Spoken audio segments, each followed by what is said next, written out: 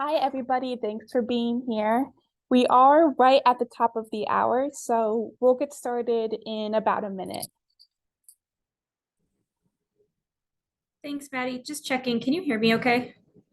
Yep, sounds good. Great.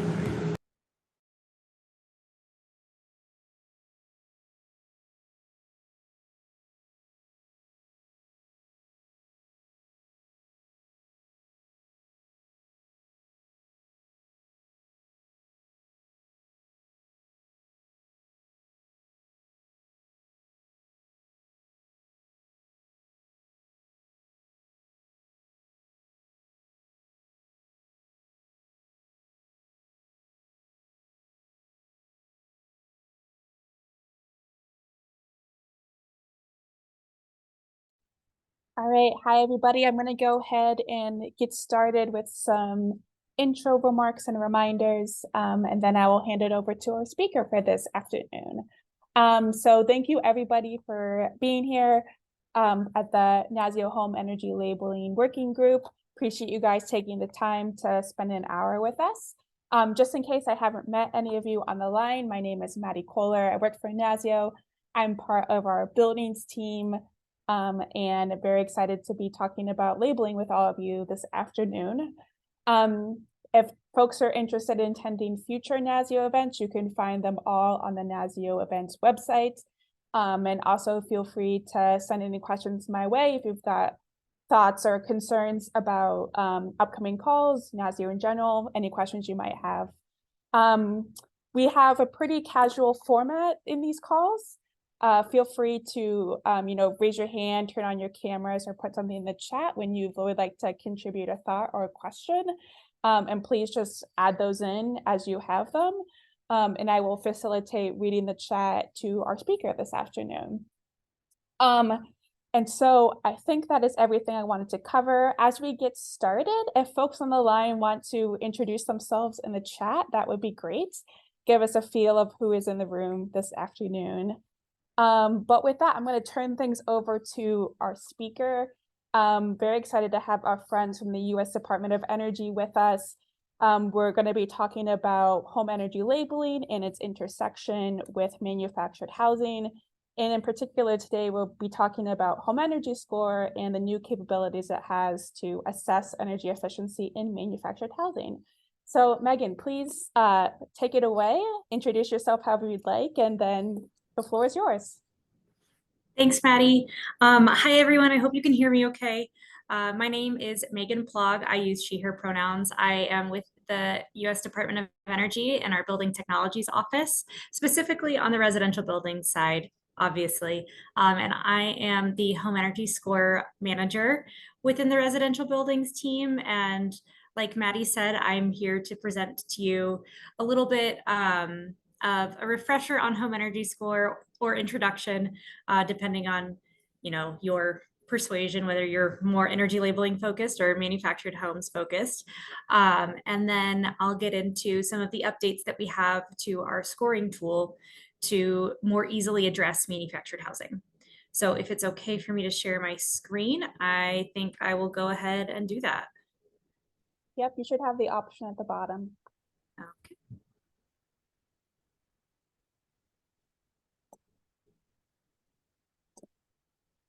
All right, can everybody see this okay? Yep. Wonderful. Like I said, I'm with DOE with the Home Energy Score program. Some of you may know me from, I saw Andy Pop put his name in there from my time at the State Energy Program. So it's nice to see some of y'all. Just a little bit of background. The Home Energy Score program, our goal is to build market value for home energy efficiency with standard data and metrics that are applicable to all existing homes. And the target markets that we serve right now are existing single family homes and townhomes. However, our national labs that we partner with are going to be adding an update to the tool for manufactured homes and multifamily homes. So again, a little bit of a refresher on what the Home Energy Score is. We like to call it a miles per gallon rating for homes. It's an asset-based rating. So it represents the bulk of the features that impact home energy use. And that is your, attributes, your envelope, and your equipment. It does not take into account electric load and residence. So everything in that dashed box that you see there is represented in your home energy score report. And what would happen is you would have a home energy score assessor come into your home. I'll talk a little bit more about the data points that they take in a little bit, but they would provide a homeowner or resident with this score report. It has your score today and a score with improvements. Super easy to understand. It's 1 through 10, and then I'll show a little later what the cost-effective recommendations might look like for that. And again, this is our standard DOE report, but some of our partners do customize this to better suit their needs and priorities. So again, this is our sample score pages. You can have less metrics on the front page or more. It totally depends on what you want to offer to folks. But I think this is the real, meat of what the tool provides. It's a list of recommendations. We have repair now and replace later. And again, all of these things go into improving a home score, and all of them have a combined payback period of 10 years or less. But the repair now things are typically a little bit more urgent, as one would assume. And then the replace later are typically things that are larger ticket items, like those windows and that water heater. But air sealing and duct sealing are typically things that can be done straight away with a lower cost. This is an example of a customized home energy score report that partners can use. So this is the City of Portland's home energy score report. Our partners over at Earth Advantage put this together, and it's just another way of showing how folks take this standard DOE data set and make it into something that is most useful for the people that they're talking to. Speaking of standard data, this is our data collection form for a home energy score assessor. And I know that there are hyperlinks on this slide. I won't go and click on them, but I'll send this PowerPoint to Maddie so that she can send out slides, hopefully, and then you can utilize those links on your own time. But it is 50 data points. It takes assessors typically about an hour to come in and do this. It all depends on the size of the home. But all of these things are then fed into our tool. And I'll get into the modeling behind that in a little bit. But this home energy scoring tool data collection form goes to produce that home energy score report. So another really, I think, impactful thing about home energy score is that not only is it great to have those individual reports, but it's great to have the data in aggregate. So you can have those individual reports. That's really great for consumer education and homeowner or resident knowledge, and it improves energy literacy. But the more home energy scores you have in a concentrated area, the more data in aggregate that you can get, and it can really help to target upgrades, programs, and incentives, which I also think is going to be really impactful for those neighborhoods full of manufactured homes. It's going to be, you're going to be able to target those potential upgrades a lot easier with the home energy score. So as promised, this is the schema of our tool. That standard data collection form is entered into our online tool. And then our tool takes that, it builds a model using the typical meteorological year climate data, some user defaults that were based on some research that one of our national labs did. And then they take all of this building energy modeling work that NREL has done, And they add in the state average energy cost and emissions data from the Energy Information Administration to produce the home energy score report. But what is most important today is everything that is in the blue box that you see on that screen, the physics-based National Lab Building Energy Model. That is what the labs are currently updating to make it easier to include manufactured homes and eventually multifamily homes. So that building energy modeling ranks homes in what we like to call our bins. So you've got your 1 through 10. It's 1 is a higher energy use, 10 is lower energy use, and the labs are currently calibrating this to represent energy usage of manufactured homes specifically.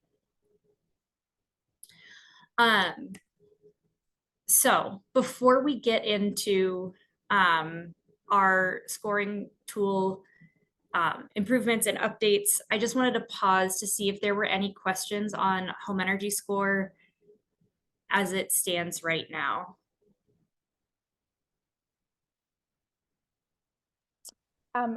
If I can, unless you're going to get to this later, it might be interesting for folks to hear, if they're not already engaged with labeling, some of the use cases for labeling, maybe specific to state governments, but also utilities and local governments too.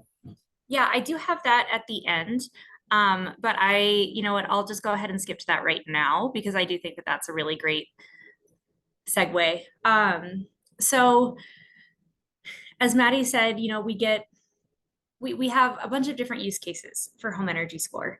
You can see here that there are several places across the US, a lot in Oregon, that require home energy score at the time of listing when you go to sell your home.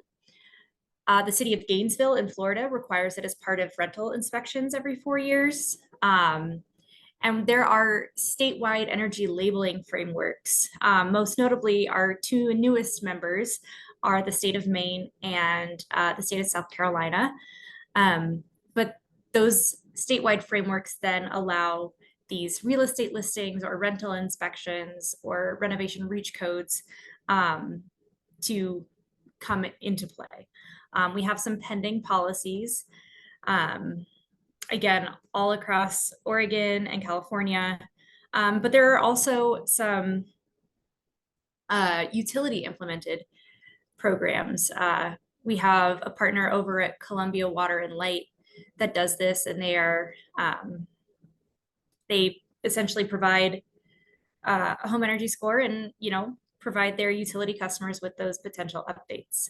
So there's a bunch of different ways that you could utilize this, whether it's for you know, real estate and home value, or if it's to really provide that list of recommendations. There's a whole host of things that you can do with home energy score, and I'd be happy to jump on another call at some point with folks if you want to do that like individually, to talk more about what could be best for your state. Okay. So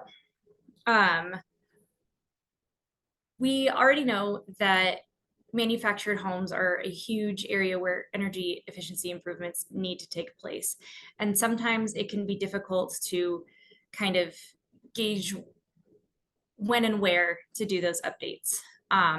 So that's why we wanted to improve the home energy score to incorporate those kind of updates, or to incorporate that kind of modeling and capabilities.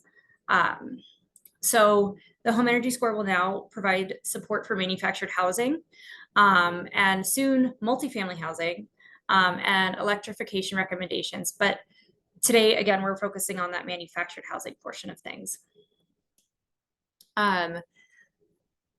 It's not really going to change the way the report looks.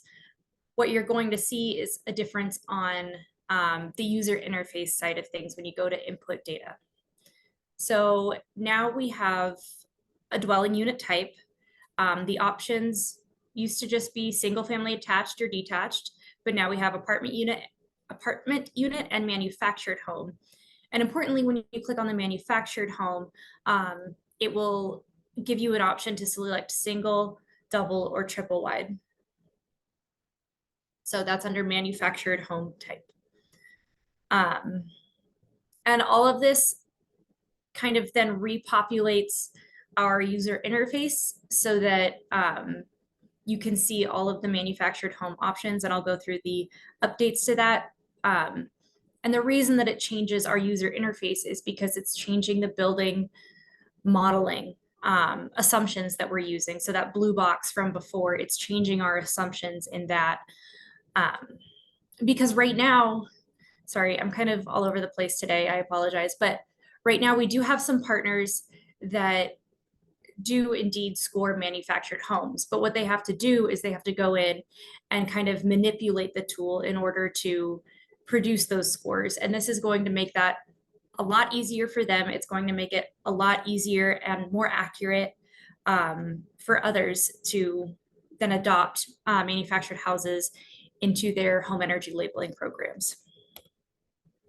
So back to the update, another update to the tool. So when you click that manufactured housing option, you'll see that there's now an option for a bowstring roof, which is manufactured only, as well as a belly and wing foundation type. And then when dwelling unit type is manufactured, there will be a new option for a duct location, which is in the manufactured home belly. So again, the report and the recommendations are going to be similar to those for single family detached homes. But again, this is providing that more accurate building modeling. And since I am more of a policy type person, I do have my colleague Torsten on the line here as well, I believe, just in case there are some more technical questions that y'all might have about the actual modeling side of things. But again, it's really great for the home energy score is really great for consumer education. Again, that data aggregation, that's a snapshot of all of our scores in Portland. And then real estate integration. So I think that there's a whole host of things that you could do with the home energy score in the manufactured home space. And we just really wanted to update our tool to make it easier and more accessible for folks to do that. So I'm going to go ahead and stop sharing my screen. I know that I kind of just rambled on at you for about 15 minutes, but I just, want to know if there are any questions, if there's any sort of clarification that I can make on how you could potentially use home energy score for manufactured homes. I'd be happy to answer. Thanks for sharing that. There is a question in the chat that I want to make sure to get to. And the question is if if home energy score applies to new manufactured homes. So I would say no. You could provide a new manufactured home with a home energy score. However, it's still going to give you that list of recommended upgrades. So that's why this is more applicable for those existing manufactured homes that you're trying to figure out, should we upgrade them? Do we need to fully replace them? What's the way that we can move forward with these? But yeah, it's mainly for existing homes. Can I add to that a little bit, Megan? Yep. But I don't think we're ever opposed to, folks using the score for new homes. It's just that the right. opportunities for upgrades and the list of recommendations might be a much smaller list, like, more like air sealing and, that sort of thing, depending on how well executed the current code is, I suppose. But yeah, it's because you see all sorts of things in the field when you Yeah, actually assess it. I would assume that, when you're looking at new manufactured homes and you're scoring them, all of your brand new manufactured homes are going to score the same. Similar. I see Jennifer has their hand up. Jennifer, over to you. Thanks. So this is Jennifer with the California Energy Commission. I have a question. This is amazing. I love that you're pulling in manufactured home. Thank you for doing that. The question I have is because I heard you say retrofit and replacement. At what point are you recommending a replacement? Like, is it or does it just matter on the state? Because this is something we're trying to figure out in our own state as we're developing programs that are supposed to retrofit existing homes, including manufactured. At what point do we say, because we're getting estimates around $38,000 to retrofit and to upgrade, a manufactured home that was built before standards were even in place. So this is like 1972 vintage double wide. So we're trying to figure out at what point do we say the value of it's less than the retrofits, and we should really be starting to develop programs based upon, okay, what do we need to do to put people in new facilities, especially low income, and how can we facilitate that? Yeah, so I know that's a huge question. Like, if it's going to cost me as much or more than to replace a whole unit rather than upgrade it. So the home energy scoring tool is not going to make that recommendation for you. It'll just let you know this is exactly what it's going to cost, or this is the list of recommended upgrades with an average on bill saving amount for the resident. So, I still think that that's something that needs to be figured out on a case-by-case basis. And, if something is truly unsafe to live in, I feel like there's cause for replacement. But if it's something that you don't need to put all of those resources and embodied carbon into making a brand new unit, and you can update the one that's there, I would go that route. I know that that's not a good answer for you, but it's the only one I can provide right now. So that's fine. And do you know, has DOE done any research in this area? Yes, we contracted with Pacific Northwest National Lab. Okay. That examined the attic insulation retrofit needs in manufactured housing. And that is, I think I have a link to that right here. I'll pop the link to that in the chat in just a second. Thank you. Of course. Thanks, Jennifer. I was actually going to pose that same question or same concern. So I'm curious if anyone else on the line is thinking about methods for using home energy score that could potentially get at when is there too much to do versus not so much to do. So anyone's thoughts on that would be welcome, because like Jennifer mentioned, most, if not every state is struggling with that issue.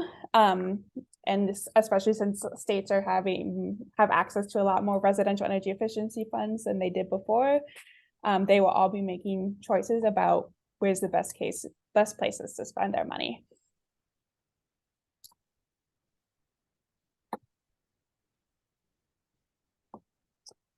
So with that, I think we're going to pivot slightly and open it up to a broader conversation, broader Q&A. So folks, please continue to add your comments and questions to the chat if you have any, or also raise your hand, turn on your camera, and I will take that as an indication that you want to add something. So feel free. Before I forget, I want to ask about the timeline. Do you have any update when this new element will go live? Yeah, so I know it's been pushed back a bit. It sounds like they're not quite ready to beta test it. So I'm hoping in the next month or so, this will go live. Great, thank you. And if you're able to share that with me, I'm happy to share it with this group as well, so they get an update. I'm curious if, Megan, if I can keep putting you on the spot for a little bit, if you can talk a little bit about what the vision looks like for labeling manufactured housing and the integration of that with the real estate markets, like you mentioned on your slide. Yeah. Please jump in with whatever thoughts you have there. So there was also recently a study that came out of LBNL that associated a 1-point increase in the home energy score with a 0.5% increase in home value. It also estimated a $100 annual increase in energy bills to a 0.4% decrease in home value. So it's small, but there is a correlation between the home energy score and your home value. And again, what we really want to do is build that, keep saying value, but I don't have another word for it right now. Keep building value for energy efficiency improvements, whether that's in a traditional single family home or a manufactured home. And, you know, we want residents to be able to build equity in their energy efficiency improvements and in their home. So if they ever go to sell that home, they can say, oh, look, we have a home energy score. Not only does this prove that we've done X, Y, and Z kind of updates, it also helps the next person who moves in know approximately what they're going to have to spend on energy bills and help them budget for that.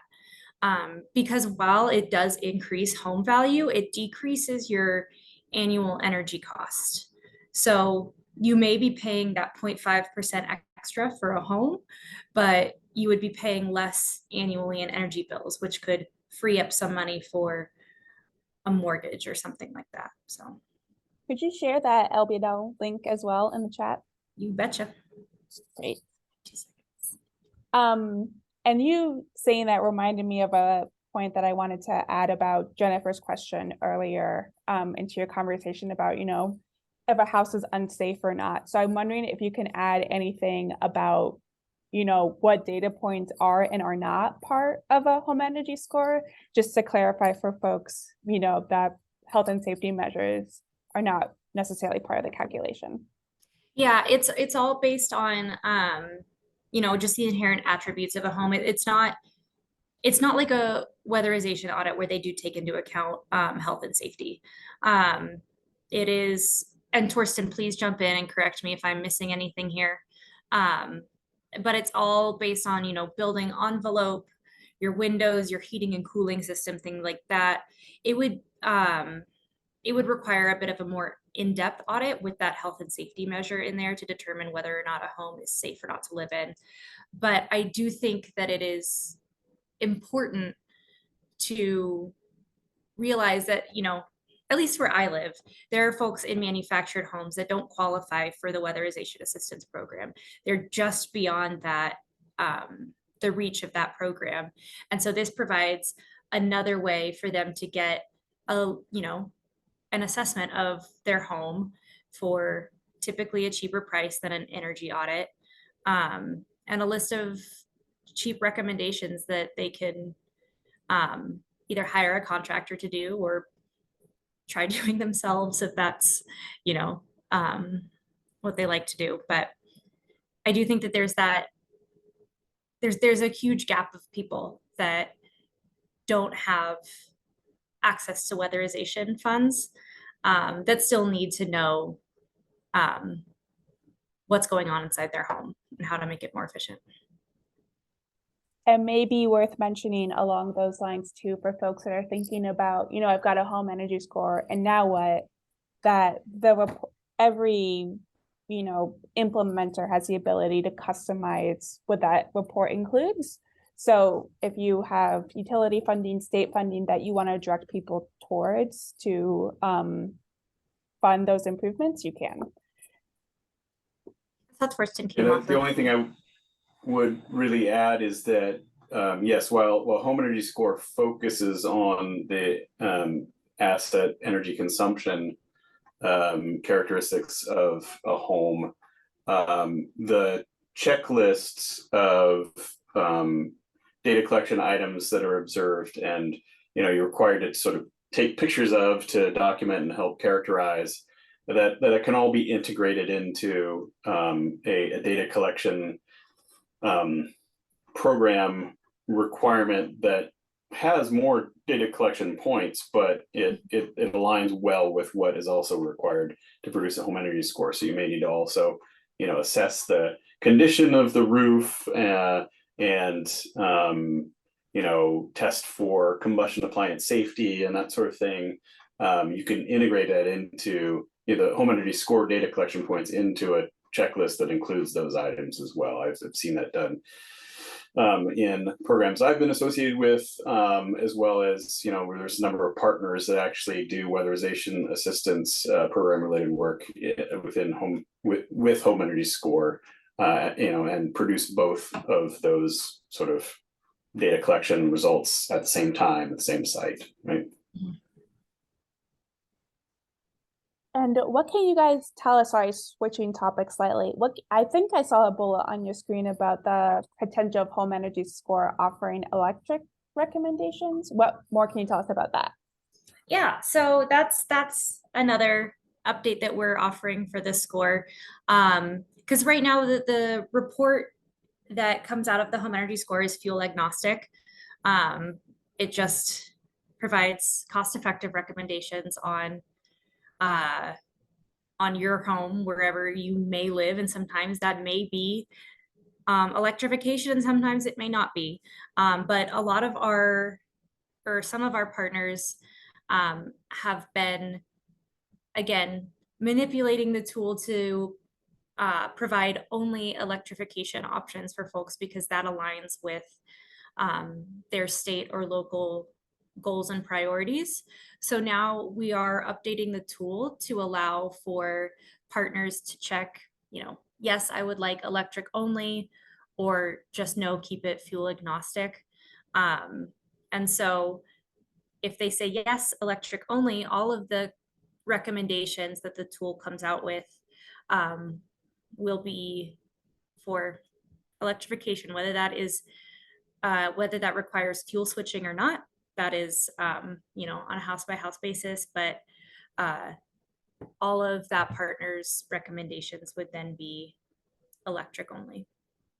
And if you choose that electric only option, are the recommendations still cost effective? Yeah. And fuel switching leads me to my next question, which is, what insight can home energy score give to utility bill costs or estimated utility bill costs? That's a great question. So I mentioned in my slides that we use state average utility bill data to provide those energy cost estimates. So if you go to the Energy Information Administration website, you can look up your state and see what the average utility price is there. And that's the data that we pull from for the tool. It is unfortunately not more localized, but some folks use our API and integration with another kind of tool that will allow it to have that utility bill calibration. But as of right now, we are only using state average utility bill data.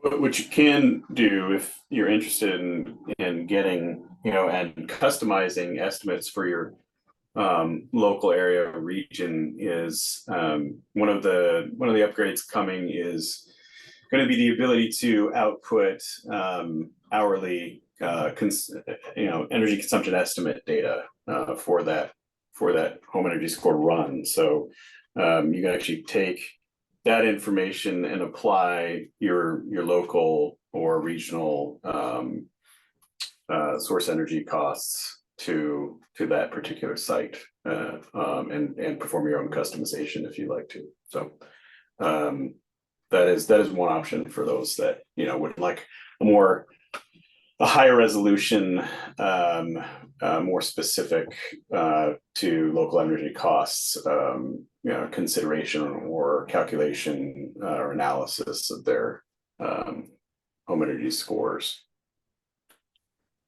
And with all of this talk of customizing, I think that leads us nicely to, can you describe for us sort of what the onboarding process looks like should someone on the line want to get access to home energy score and start issuing them in their state? Yeah. So, if I'm assuming that there are a lot of state energy offices represented at the moment, the process for that would be first to reach out to me and the Home Energy Score team. You can email homeenergyscore@ee.doe.gov. I can pop all of these in the chat. Again, it's in the slideshow that I will send to Maddie, or you can reach out to me directly, but we'll have a call with you to essentially figure out what the use case would be for your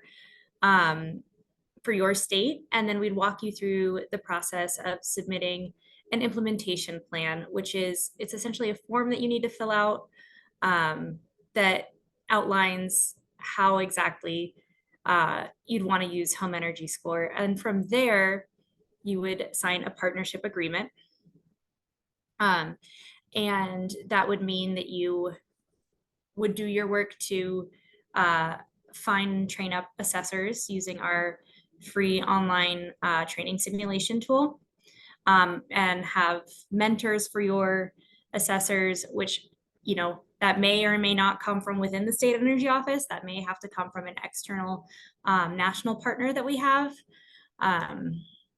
It's all dependent upon what kind of resources your office has. But again, it's that implementation plan, which is not difficult to fill out, especially if we talk through it first. And then our partnership agreement. And then you would try and get some assessors on board. You'd mentor them through their first house. And you would agree to do 5% quality assurance on all scores performed. Great, thank you. I think I've got one question left on my list. So audience, consider this your final call for any questions or comments you want to add to the conversation.